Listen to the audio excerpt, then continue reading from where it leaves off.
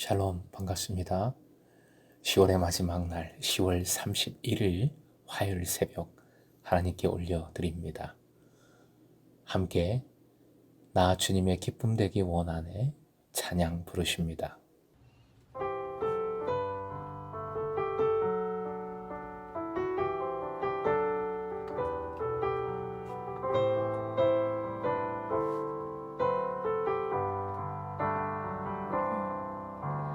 나 주님의 기쁨 되기 원하네. 내 마음을 새롭게 하소서.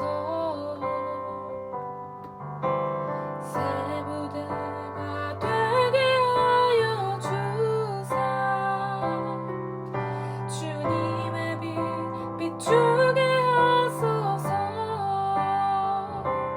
내가 원하는 한 가지 주님의 기쁨이 되는 것.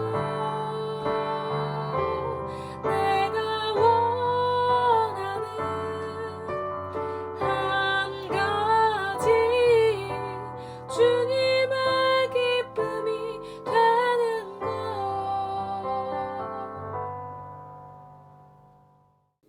오늘 말씀은 레위기 22장 17절에서 25절, 레위기서 22장 17절부터 25절까지입니다. 함께 읽겠습니다. 여호와께서 모세에게 말씀하여 이르시되 아론과 그의 아들들과 이스라엘 온 족속에게 말하여 이르라. 이스라엘 자손이나 그 중에 거류하는 자가 소원 제물이나 자원 제물로 번제와 더불어 여호와께 예물로 드리려거든 기쁘게 받으심이 되도록 소나 양이나 염소에 흠 없는 수컷으로 드릴지니 흠 있는 것은 무엇이나 너희가 드리지 말 것은 그것이 기쁘게 받으심이 되지 못할 것임이니라.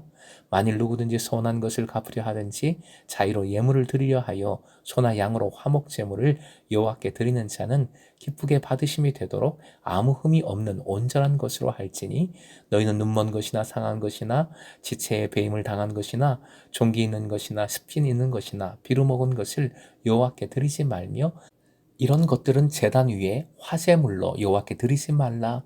소나 양의 지체가 더하거나 덜하거나 한 것은 너희가 자원 제물로는 쓰려니와 서원 제물로 드리면 기쁘게 받으심이 되지 못하리라.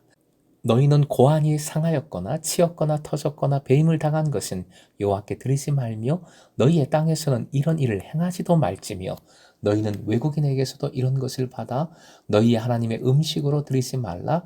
이는 결점이 있고 흠이 있는 것인즉 너희를 위하여 기쁘게 받으심이 되지 못할 것임이니라. 오늘의 기도 제목, 하나님께서 원하시는 것을 행하고 드리게 하소서. 하나님께서 원하시는 것을 행하고 드리게 하소서. 22장은 제사장에게 스스로 겸손히 그리고 신중하게 그리고 최선을 다하여 규례를 지키라 명하시는 말씀들입니다. 레위기 22장 2절 말씀 같이 읽겠습니다. 너는 아론과 그의 아들들에게 일러 이스라엘 자손이 나에게 바친 거룩한 제사 음식을 함부로 다루지 못하게 하여라. 제사 음식을 함부로 다루는 것은 곧 나의 거룩한 이름을 욕되게 하는 것이다. 나는 주다. 제사장 직책에 대하여 특권 의식을 가지므로 규례에 대하여 스스로 신중하지 않을 수 있는, 본인이 지키지 않을 수 있는 것에 대하여 철저히 방지하고자 하시는 말씀들입니다. 오늘 본문은 제물의, 예물의 품질에 대한 말씀인데 이 품질을 최상으로 유지하는 것은 이스라엘 백성 모두에게 해당하며 특히 22장의 요지상 제사장으로서 그러해야 함을 강조하고 있는 말씀입니다. 제사장은 제물이 하나님께서 요구하시는 말씀의 기준에 부합하는지를 판정하는 매우 중요한 역할을 수행했지요. 제사장 스스로도 몸과 마음이 온전해야 하고 제사장이 취급하는 제물들도 하나님 앞에서 온전해야 했습니다. 흠이 없어야 했습니다. 상세한 규례들이 제시되고 있습니다.